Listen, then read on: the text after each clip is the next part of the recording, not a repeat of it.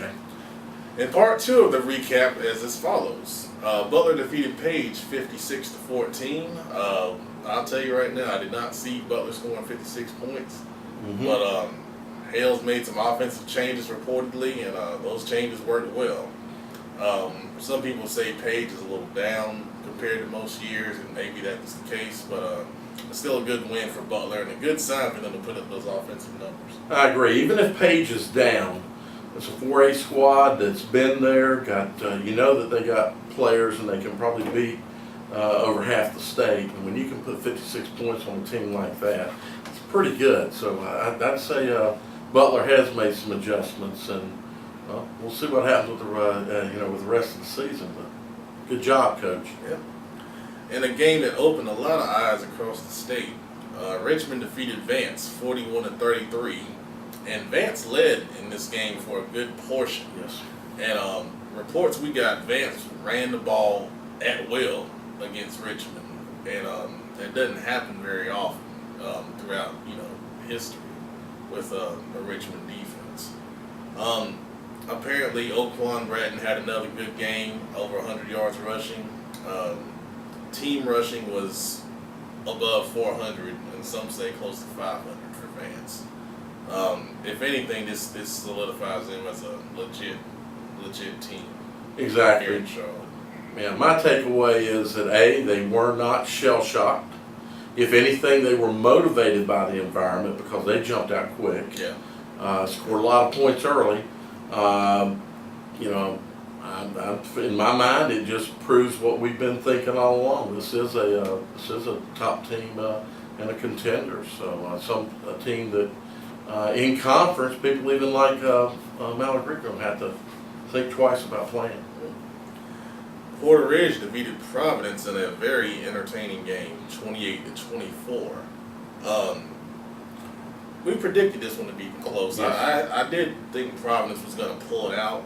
However, Porter Ridge hung in there and finished the game, something that they didn't do in week one. So that's some progress on their part. Providence, I think they're still going to be there. I think they're still going to be hovering in that top 10 here in Charlotte. Porter Ridge is showing that even with all their changes, they're still a team to be reckoned with. Exactly. Providence has played good teams and lost to good teams. So that's a work in progress. I thought this would be a close game, especially with some of the internal, things with coaches being at Porter Ridge one year and Providence the next year. And as I mentioned to you, even last year in the state championship, Justin was over helping Blair for the state championship game. And I'm sure some other people that Justin has with him were over helping. It's kind of like a family of coaches, and while they split apart now and are at different places, many of them were at Porter Ridge on that Friday night. So I think potential here is a great rivalry as well. Yes, sir. If they keep that game going. Speaking of rivalries, you got the Cook Cup here, and it was another classic one.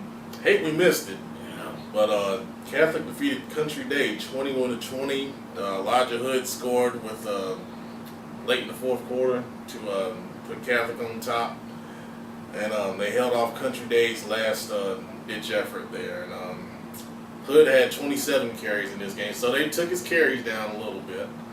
And going forward, that I'm thinking that 30 and below is where you got to stay for Hood to keep him pretty fresh.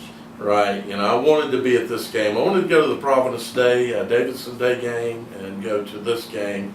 My son invited me up to Raleigh to see the NC State Richmond game. So I was following this game on Twitter, and it was a pretty impressive comeback from what I could tell what was being tweeted.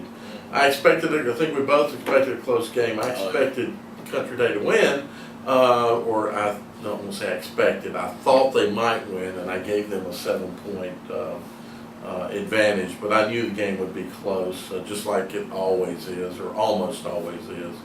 On the carries, 27 against a good team, though.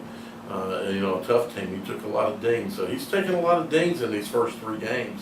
And coming up next week, so, Another one. gonna be another one. We'll talk about that in a moment, so Well, that's our week 3 recap. Thanks for watching, guys. thank you.